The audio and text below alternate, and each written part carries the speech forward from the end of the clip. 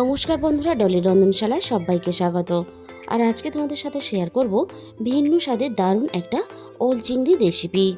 ওল চিংড়ি হয়তো তোমরা অনেক রকমভাবেই রান্না করে খেয়েছো, তবে আমি যে পদ্ধতিতে রান্না করেছি এই পদ্ধতিতে একবার তোমরা রান্না করে দেখো, এর স্বাদ কিন্তু কখনোই তোমরা ভুলবে না। এইভাবে রান্না করলে এতটাই টেস্টি হয়, তোমরা রান্না করে যাকেই খাওয়াবে এই পদ্ধতিতেই তোমাকে কিন্তু বারবার রান্না করতে বলবে। আর আজকে আমি এই রান্নার জন্য 300 গ্রাম পরিমাণ ওল নিয়েছি। আর ওলগুলো আমি একটু ছোট ছোট পাতলা করে কেটে নেব। ওল একটু এইভাবে ছোট ছোট করে আর পাতলা করে কেটে নিলে তাহলে খুব তাড়াতাড়ি সিদ্ধ হয়ে যাবে। আর আমি কিন্তু ওল রান্নাটা আলু ছাড়াই করব। তোমরা যদি চাও তাহলে কিন্তু অল্প একটু আলু দিতে পারো, তবে ওল রান্নাতে খুব বেশি আলু দিলে খেতে ভালো লাগে না। আর ওল কিন্তু কেটে নেওয়ার পরে খুব ভালোভাবে ধুয়ে নিতে হবে। ওলের মধ্যে কিন্তু একটা কষ থাকে, তাই ওলটাকে খুব ভালোভাবে 3 থেকে 4 বার জল পাল্টে আমি ধুয়ে নেব। আর এই রান্নার জন্য আমি নিয়েছি একটা ছোট সাইজের নারকেল। নারকেলের সাইজটা খুব ছোট, তাই কিন্তু আমি এই রান্নাতে পুরো নারকেলটাকেই ব্যবহার করেছি। নারকেলটা আমার কোরানো রেডি হয়ে গেছে। এবার নারকেলের মধ্যে উষ্ণ বড় গ্লাসের 1 গ্লাস পরিমাণ গরম জল আমি দিয়ে দিলাম। এইভাবে উষ্ণ গরম জলে নারকেলটাকে আমি প্রায় মিনিট 15-20 মতো ভিজিয়ে রেখে দেব। গরম জলের মধ্যে নারকেলটা ভিজিয়ে রেখে দিলে তাহলে খুব সুন্দরভাবে খুব সহজেই কিন্তু নারকেলের দুধটা বেরিয়ে আসবে। নারকেলের দুধটা আমি হাত দিয়ে চটকে বের করে নিয়েছি। এবার আমি একটা ছাঁকনিতে নারকেলটাকে ছেঁকে নেব। আর একটা বড় চামচের সাহায্যে এইভাবে চেপে চেপে যতটা সম্ভব নারকেলের দুধ বের করা যায় আমি কিন্তু এখানে বের করে নেব। আর নারকেলের ছিবড়েগুলো কিন্তু আমি ফেলবো না, অন্য কোনো রান্নাতে ব্যবহার করে নেব। আর এই রান্নার জন্য নিয়েছি কিছুটা ছোট সাইজের চিংড়ি। চিংড়িটা আমি খুব ভালোভাবে ধুয়ে বেছে পরিষ্কার করে নিয়েছি। প্রথমে আমি কড়াইয়ের মধ্যে 3 চামচ পরিমাণ সর্ষের তেল দিয়ে দিলাম। সর্ষের তেলটা খুব ভালোভাবে গরম করে নিয়ে লবণ আর হলুদ দিয়ে আমি চিংড়ি মাছটাকে মেখে তেলের মধ্যে দিয়ে দিলাম। এবার আমি হাই ফ্লেমে চিংড়িগুলো নাড়াচাড়া করে খুব ভালোভাবে ভেজে নেব। আর আমি এখানে রান্নাটা ছোট সাইজের চিংড়ি দিয়েই করব। তোমরা যদি চাও কিন্তু বড় সাইজের চিংড়ি দিয়েই করতে পারো, তবে ছোট সাইজের চিংড়ি দিয়ে রান্না করলে রান্নার স্বাদ অনেক বেশি ভালো হয়। চিংড়িগুলো আমি খুব ভালোভাবে ভেজে নিয়েছি, এর থেকে বেশি আমি আর ভাজবো না। চিংড়ি খুব বেশি ভাজলে শক্ত হয়ে যায় আর চিংড়ির স্বাদটা নষ্ট হয়ে যায়। সমস্ত চিংড়িগুলো আমি কড়াই থেকে তুলে নিলাম। এবারে আমি ওই একই কড়াইয়ের মধ্যে আবারও 2 চামচ পরিমাণ সর্ষের তেল দিয়ে দিলাম। এবার আমি তেলটাকে খুব ভালোভাবে গরম করে নিয়ে আমি কেটে রাখা ওলগুলোকে দিয়ে দিলাম। আর পুরো রান্নাটাই কিন্তু আমি সর্ষের তেলে করব। সর্ষের তেলে ওল চিংড়ি রান্না করলে রান্নার স্বাদ কিন্তু অনেক বেশি ভালো হয়। ওলটা আমি তেলের মধ্যে 2 থেকে 3 মিনিটের মতন একটু নাড়াচাড়া করে নিলাম। এবার আমি ওলের মধ্যে স্বাদ মতো লবণ দিয়ে দিলাম। লবণ দিয়ে আমি ওলটাকে খুব ভালোভাবে নাড়াচাড়া করে একটু সময় নিয়ে ভেজে নেব। আর এই সময় কিন্তু আমি গ্যাসের ফ্লেমটা মিডিয়ামের থেকে লোতে রেখেছি, যাতে ভাজার সাথে সাথে ভিতর থেকে একটা সিদ্ধ ভাব চলে আসে। আমি এখানে মিনিট 3 মতো ঢাকা দিয়ে দিলাম। 3 মিনিট পরে আমি কড়াই থেকে ঢাকাটাকে সরিয়ে নিলাম। আর এরকম ঢাকা চাপা দিয়েই কিন্তু আমি ওলটাকে খুব ভালোভাবে ভেজে নেব। আবারও আমি ওলটাকে এইভাবে একটু নাড়াচাড়া করে নেব।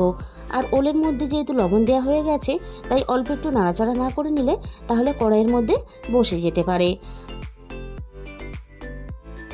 ওলটা আমি এখানে আরও মিনিট 2 মতন ঢাকা দিয়ে দিয়েছিলাম। মিনিট 10 মতো এভাবে ঢাকা চাপা দিয়ে ওলটাকে আমি খুব ভালোভাবে ভেজে নিয়েছি। এবার আমি ভাজা ওলগুলোকে কড়াই থেকে নামিয়ে নেব।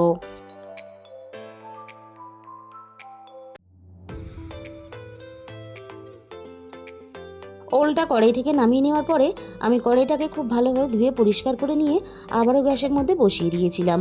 কড়াইয়ের মধ্যে আমি আবারও প্রয়োজন মতো রান্নার জন্য সর্ষের তেল দিয়ে দিলাম। সর্ষের তেলটা খুব ভালোভাবে গরম করে নিয়ে ফোড়নে আমি 1/2 চামচ পরিমাণ গোটা জিরে দিয়ে দিলাম। আর সাথে দিয়ে দিলাম 2টো তেজপাতা আর 2টো শুকনো লঙ্কা।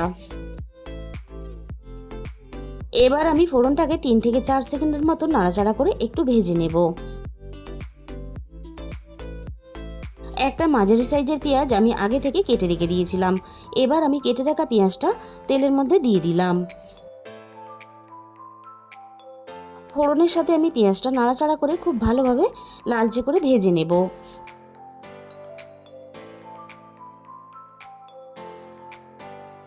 পেঁয়াজটা আমি এখানে 2 থেকে 3 মিনিটের মতো নাড়াচাড়া করে ভেজে নিয়েছি। আর পেঁয়াজটা কিন্তু ঠিক এরকম নরম করে ভেজে নিতে হবে। আগে থেকে আমি একটা মাঝারি সাইজের টমেটো আর প্রয়োজন মতো আদা একসাথে বেটে রেখেছিলাম। আদা আর টমেটো বাটাটা আমি পেঁয়াজের সাথে দিয়ে দিলাম। আর রান্নায় স্বাদ মতো লবণটাও আমি এই সময় দিয়ে দিলাম। এবার আমি আদা টমেটো বাটাটা পেঁয়াজের সাথে নাড়াচাড়া করে মিনিট খানেকের মতো একটু কষিয়ে নেব। এতে আদা আর টমেটোর কাঁচা গন্ধটা চলে যাবে। আদা আর টমেটো বাটাটা এদিকে কষানো হতে থাক। এবার আমি গ্যাসের ফ্লেমটা লোতে রেখে আমি একটা মশলা বানিয়ে নেব। এর জন্য আমি বাটির মধ্যে 1/2 কাপ পরিমাণ জল নিয়ে নিলাম। প্রথমে আমি এবার জলের মধ্যে দিয়ে দিলাম 1 চামচ পরিমাণ হলুদ গুঁড়ো আর দিয়ে দিলাম 1 চামচ পরিমাণ ঝাল লঙ্কার গুঁড়ো। এবার আমি এখানে দিয়ে দেব 1 চামচ পরিমাণ ধনে গুঁড়ো আর দিয়ে দেব 1 চামচ পরিমাণ জিরে গুঁড়ো। এবার আমি সমস্ত গুঁড়ো মশলাগুলো একসাথে খুব ভালোভাবে মিশিয়ে নেব। এইভাবে মিশিয়ে রান্না করলে রান্নার কালারটা খুব ভালো আসে, সাথে সাথে রান্নায় একটা বাটা মশলার মতো স্বাদও আসে। মশলাটাকে আমি খুব ভালোভাবে একসাথে গুলিয়ে নিয়েছি।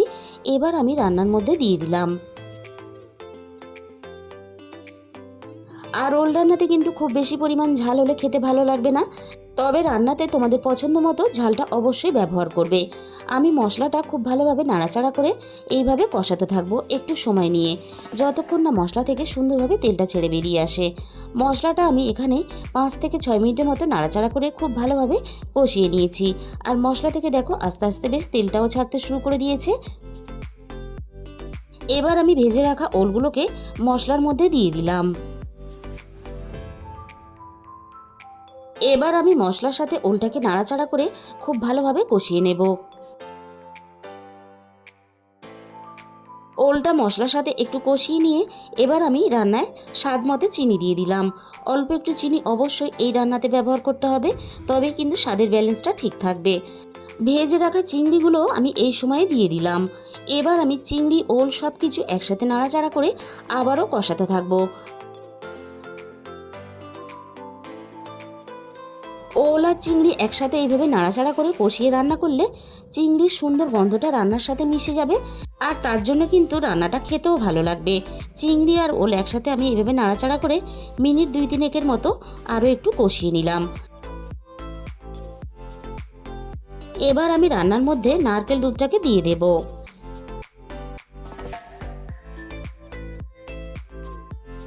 এবার আমি নারকেল দুধের সাথে ওল চিংড়ি সবকিছু খুব ভালোভাবে নাড়াচাড়া করে মিশিয়ে দেব।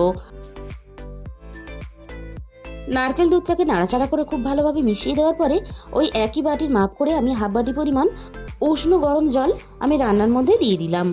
ওলের তরকারি কিন্তু খুব বেশি গাঢ় করে রান্না করলে খেতে ভালো লাগবে না, আর ওলগুলো খুব ভালোভাবে সিদ্ধ করতে হবে।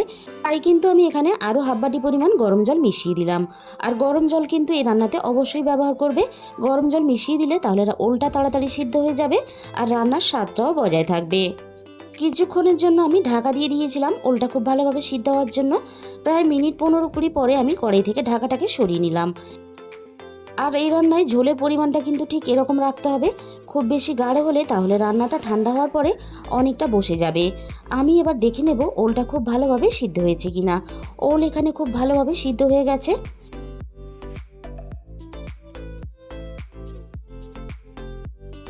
এবার আমি রান্নার মধ্যে 1 চামচ পরিমাণ গরম মশলার গুঁড়ো দিয়ে দিলাম। আর বন্ধুরা, এইভাবে যদি ওল চিংড়ি কখনো রান্না করে না থাকো, অবশ্যই একদিন হলেও তোমরা ট্রাই করে দেখো। এতটাই টেস্টি খেতে হয়, তোমরা যতক্ষণ না বানাবে ততক্ষণ কিন্তু এই রান্নার স্বাদ বুঝতে পারবে না। আমি গরম মশলা গুঁড়োটা নাড়াচাড়া করে মিশিয়ে দিয়ে 5 মিনিটের জন্য ঢাকা দিয়ে দিলাম। 5 মিনিট পরে আমি কড়াই থেকে নামিয়ে আমি একটা বড় বাটির মধ্যে ঢেলে নিয়েছি। তাহলে বন্ধুরা, আজকের এই ওল চিংড়ি রেসিপিটা ভালো লেগে থাকলে প্লিজ একটা ভিডিওতে লাইক করে দিও আর নিজেদের বন্ধুদের মধ্যে শেয়ার করে দিও। আর যে সমস্ত নতুন বন্ধুরা এখনও পর্যন্ত আমার চ্যানেলটাকে সাবস্ক্রাইব করোনি, এরকম নতুন নতুন সুন্দর রেসিপি পেতে অবশ্যই আমার চ্যানেলটাকে সাবস্ক্রাইব করে পাশে থাকা বেল আইকনটা অল করে দিও। তাহলে আমি যখনই কোনো নতুন রেসিপি আপলোড করব সবার আগে তোমার কাছে পৌঁছে যাবে। আজকে তাহলে এই পর্যন্ত। আর তোমাদের মূল্যবান সময় দিয়ে রেসিপিটা শেষ পর্যন্ত দেখার জন্য অসংখ্য ধন্যবাদ।